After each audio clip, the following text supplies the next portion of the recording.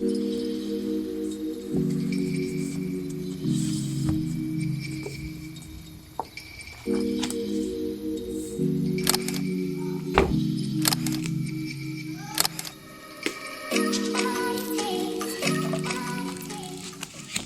Hello readers, welcome to my channel Read and Bless. હું ધ્રુવી તમારું બધાનું મારી આ ચેનલ પર ખૂબ ખૂબ સ્વાગત કરું છું.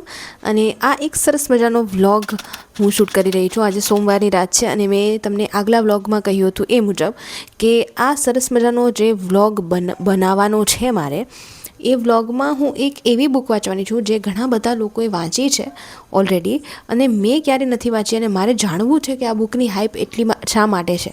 ઘણા લોકોને આ બુક ગમે છે અને ઘણા લોકો આ બુક વાંચવા માટે તલપાપડ થતા હોય છે, અને વાંચ્યા પછી ઘણા એવું કહે છે કે અમે ખૂબ રોયા છીએ. તો મારે જાણવું છે કે આ બુકમાં એવું તો શું છે. જે બુકની વાત કરી રહી છું, બુકનું નામ છે ગુનાહો કા દેવતા બાય ધર્મવીર ભારતી. ઘણા વર્ષો પહેલાં લખાયેલી બુક છે અને મારી પાસે તો આ એનું 89મું સંસ્કરણ છે. તો એ મુજબ કહી શકીએ કે બહુ જૂની બુક છે અને અત્યારે આ સમયમાં આટલી રિલેવન્ટ છે. તો કશુંક તો આવું હશે જ આમાં કે જે લોકોના હૃદય સુધી આજ સુધી સ્પર્શે છે. ઓકે, તો first let me show you the aesthetic કે જે મેં ઉમેર્યા છે આ બુક વાંચવા દરમિયાન. પહેલાં તો છે ને આ બુક જોઈ લો, એનો કલર સરસ મજાનો કલર છે આ બુકનો. અને સેમ ટુ સેમ એવી ઓરેન્જિશ અથવા તો પીચિશ કલરનો મેં બુકમાર્ક પસંદ કર્યું છે. આવા 2 થી 3 બુકમાર્ક હતા, પણ જે આની સાથે વધારે જાય એવું બુકમાર્ક મેં પસંદ કર્યું છે. You are free to be different, આવું લખેલું છે આના ઉપર. અને સાથે સાથે મેં જે તમને આગલા વ્લોગમાં જે હાઇલાઇટર્સ બતાવ્યા હતા એમાંથી એક હાઇલાઇટર પસંદ કર્યું છે, આ સેમ પીચ કલરનું. એટલે થોડુંક એ પણ રોમેન્ટિસાઇઝ કરું છું હું વાંચવાને, જેના લીધે વાંચવાની મારી જે રુચિ છે વધારે મને એવું થાય છે કે જલ્દી વાંચું, સરસ વાંચું અને સરસ મજાનો વ્લોગ શૂટ કરું. તો ચાલો હવે કોઈ પણ બીજી વાત કર્યા વિના આ રીડિંગ વ્લોગની શરૂઆત કરીએ. 1959માં 5મું સંસ્કરણ હતું આ બુકનું. અને હવે વિચારો, મારી પાસે 2025માં 89મું સંસ્કરણ છે આ બુકનું. ખરેખર યાર. આજે બુધવાર છે અને તારીખ થઈ છે 10 ડિસેમ્બર. અને આ બુક મેં અત્યાર સુધી આટલી વાંચી છે, મતલબ 56 પેજીસ વાંચ્યા છે. રોજ થોડું થોડું વાંચું છું, એવું નથી પૂરો દિવસ લઈને જ બેઠી રહું છું, પણ થોડું થોડું વાંચું છું. અને અત્યારે હું 56 પેજ નંબરમાં પહોંચી અને બહુ સરસ મજાની આ એક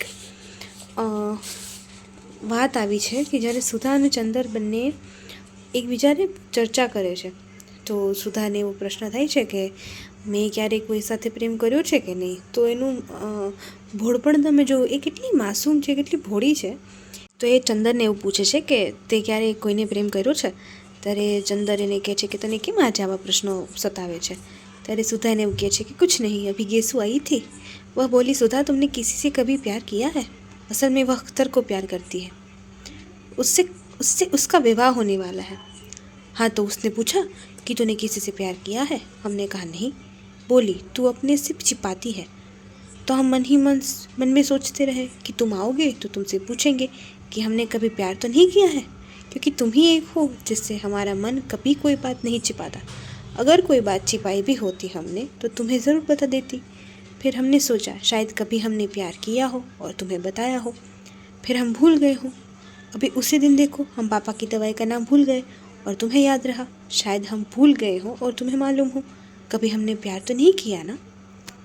કેટલી સુંદર વસ્તુ છે કે પોતે ચંદરને પ્રેમ કરતી હોવા છતાં પણ પોતાને ખ્યાલ નથી કે પોતે ચંદરને પ્રેમ કરે છે. અને ચંદરને જ પૂછે છે કે મેં તને ક્યારેય કીધું છે એવું. તો બહુ સરસ આખી ઘટના છે.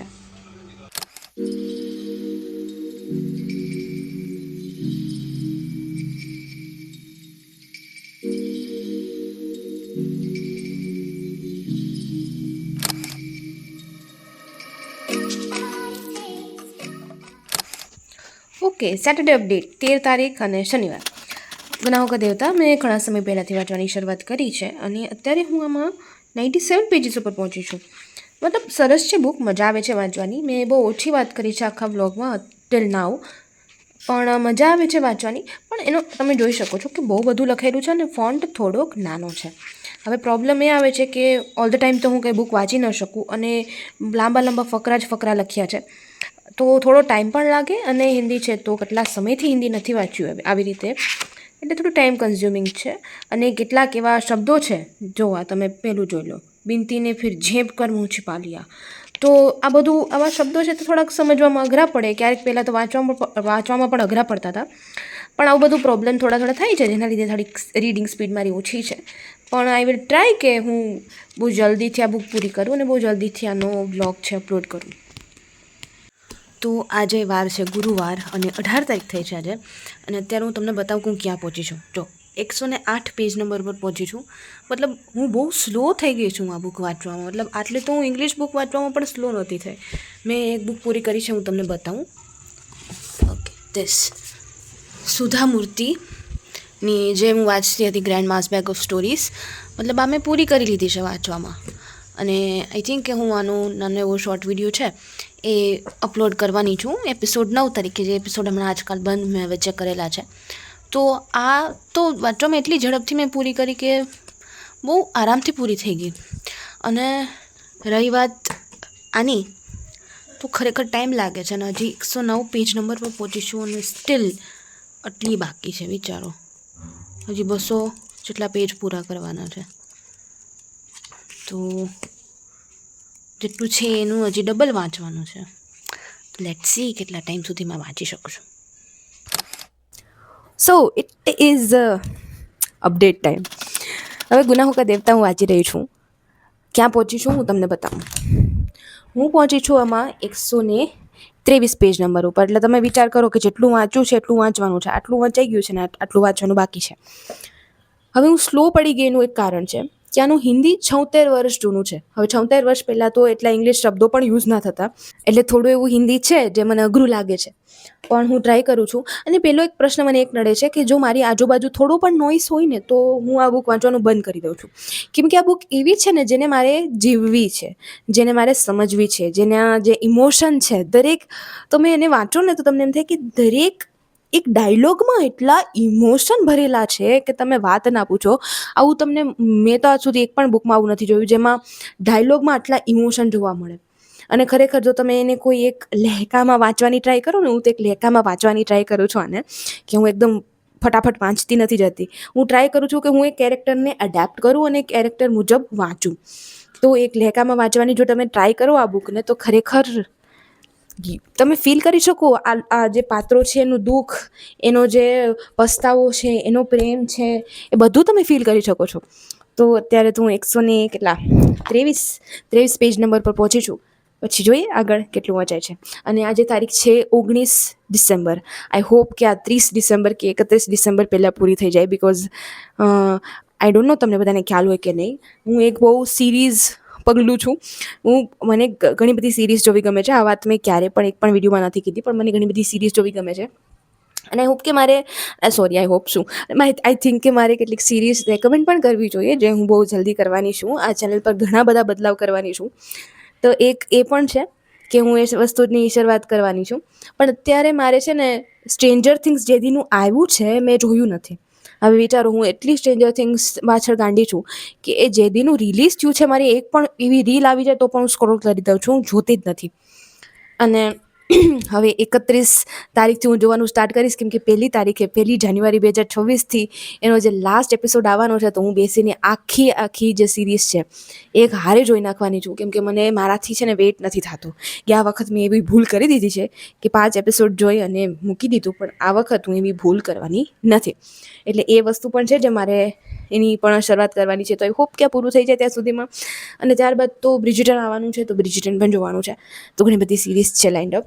એ સાથે સાથે વાંચવાનું પણ છે, પ્રિપરેશન પણ કરવાની છે, સ્ટડી પણ કરવાનું છે, થીસીસ માટેનું રાઇટિંગ પણ કરવાનું છે. તો બહુ બધું કામ છે.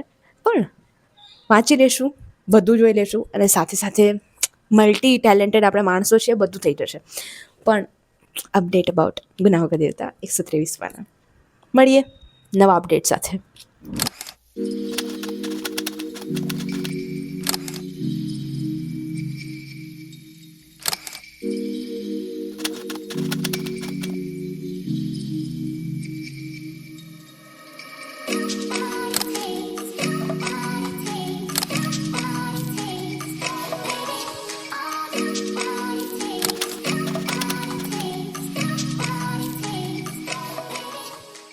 Update time.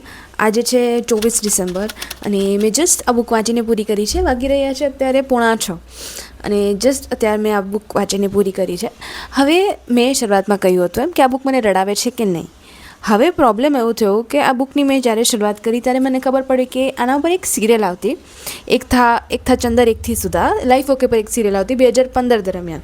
તો મેં એ સિરિયલ જોતી હતી ને એ સિરિયલના ફર્સ્ટ એપિસોડમાં જ કહી દીધું હતું કે આનું એન્ડિંગ શું છે. તો ઇવેન્ચ્યુઅલી મને એન્ડિંગ ખબર હતી. તો એવું થાય છે કે જ્યારે મને એન્ડિંગ ખબર હોય કોઈ પણ બુકની ત્યારે મને રડવું નથી આવતું. તો ઘણી જગ્યાએ એવું થયું છે કે વચ્ચે વાંચવા સમયે મને રડવું આવ્યું છે, પણ જ્યાંની એન્ડિંગ છે કરુણ એન્ડિંગ છે. એવું નથી કે એન્ડિંગ ખરાબ છે, બહુ કરુણ એન્ડિંગ છે, પણ મને એન્ડિંગમાં રડવું નથી આવ્યું. વિચ ઇઝ ઓપ્શનલ કે ભાઈ મને ખબર હતી કે ભાઈ એવો પ્રશ્ન થવાનો છે, તો મને ખબર છે કે એન્ડિંગ શું છે, તો મને ક્યારેય રડવું આવવાનું નથી. તો દેટ્સ વન થિંગ. અને બીજી વસ્તુ કે જે ચંદરનું પાત્ર છે સમહાવ મારાથી ચંદરના પાત્ર આરે ક્યારેય રિલેટ જ નહોતું થતું. થોડોક સમય થતો હતો તો એને સુધા યાદ આવવા લાગતી હતી, થોડો સમય થતો હતો તો એને સુધાથી ખબરની નફરત થઈ જતી હતી કે પોતે પોતાની જાતને સુધાથી દૂર રાખવા માગતો હતો. કે મને ચંદરનું પાત્ર ખરેખર હજી સુધી મગજમાં નથી બેસતું કે એ માણસને શું જોઈતું હતું પોતાના જીવનમાં. એની પાસે બધું જ હતું, છતાં પણ એ માણસને કોઈ પણ પ્રકારનો સંતોષ કે તૃપ્તિ નહોતી. એની જગ્યાએ સુધા એટલું સહન કરતી હોવા છતાં પણ એની પાસે એક વિઝન હતું લાઈફને કઈ રીતે જીવવી, લાઈફમાં બધું કઈ રીતે એણે એક્સેપ્ટ કરી લીધું. અને ચંદરનું પાત્ર એવું છે કે જે એક્સેપ્ટન્સમાં નહોતો માનતો, એક્સેપ્ટ નહોતો કરી શકતો કંઈ. તો મને ચંદરના પાત્ર અરે ઘણીવાર ખીજાઈ જતી હતી વાંચતા કે યાર તું શું કરે છે, કંઈક કર, કંઈક સારું કામ કર. એટલે ચંદરનું પાત્ર એવું છે. સુધાનું પાત્ર ખરેખર આજના યુગમાં આપણે કહીએ કે આવું સ્ત્રી પાત્ર ખરેખરમાં મળવું પણ અઘરું છે. અને જો ફિક્શનલ વર્લ્ડનું કહીએ તો ફિક્શનલ વર્લ્ડમાં પણ સુધા જેવું સ્ત્રી પાત્ર હવેના સમયમાં મળવું બહુ અઘરું છે. એટલું માસુમિયતથી ભરેલું કેરેક્ટર છે એનું કે તમને એના કેરેક્ટરમાં ડૂબી જવાનું મન થાય. અને મને ખરેખર ધર્મવીર ભારતીની આ બુકથી આમ મને સેટિસ્ફેક્શન છે, બહુ મજા આવી વાંચવાની. ખરેખર આવી કૃતિ તો મેં આજ સુધી નહોતી વાંચી મારા જીવનમાં. અને હિન્દી, અને એમાં કેટલું બધું કરુણ રસ અને કેટલી બધી લાગણીઓ દરેક ડાયલોગમાં. પણ સુધાનું પાત્ર જો મને હજી વધુ જીવવા મળ્યું હોત તો મને વધારે મજા આવત. પણ જે વાર્તા લખાઈ ચૂકી છે હવે એમાં તો આપણે કશો ફેરફાર નથી કરી શકવાના. પણ મને વાંચતા વખતે એવું થતું હતું કે યાર આ પુસ્તકમાં સુધાનું પાત્ર થોડુંક વધારે હોવાની જરૂર હતી. ગુનાહો કા દેવતા ભલે ચંદર આના કેન્દ્રમાં છે, પણ સુધા વિના ચંદરનો કોઈ પણ પ્રકારનો એક્ઝિસ્ટન્સ નથી. તો આપણે એમ કહી શકીએ કે સુધા છે તો ચંદર છે, પણ બધી જગ્યાએ ચંદર જ વધુ દેખાણો છે. સુધા દેખાણી છે પણ એટલી નહીં. સુધાનો બેઝ છે અને ચંદર એના ઉપર ઊભેલી ઇમારત છે. તો સુધા બેઝ છે માટે સુધા બહુ ઓછી દેખાય છે અને ચંદર ઇમારત છે એટલે કદાચ ચંદર વધારે દેખાતો હશે, હું માનું છું. પણ ઓલ ઓવર બુક મને સારી લાગી. અને હવે આપણે આ વ્લોગને અંત તરફ લઈ જઈએ અને ફાઇનલી હું આ વ્લોગ અપલોડ કરી શકીશ. હું નહીં 20 દિવસથી રાહ જોઉં છું કે હું આ વ્લોગ બનાવું અને વ્લોગને અપલોડ કરું.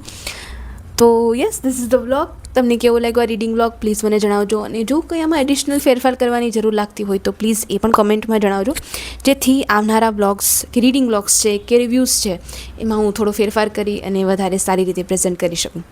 ઓકે, મળીએ એક નવા વિડીયોમાં.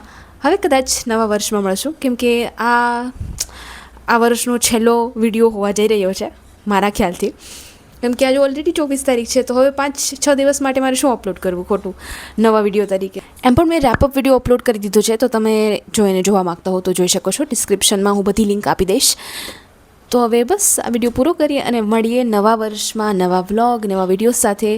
તો લાઇક, શેર, કમેન્ટ, સબસ્ક્રાઈબ બધું કરો. ખૂબ બધો પ્રેમ આપો આ ચેનલને, જેના લીધે લોકો સુધી સારા પુસ્તકો પહોંચી શકે, લોકો સુધી ઓથેન્ટિક બુક્સ પહોંચી શકે કે શું વાંચવું જોઈએ. જ્યારે એક યુવા સમાજ એવો છે જે વાંચવાથી કતરાય છે કે વાંચવાથી એવું લાગે છે કે ક્યાંથી વાંચવાની શરૂઆત કરવી.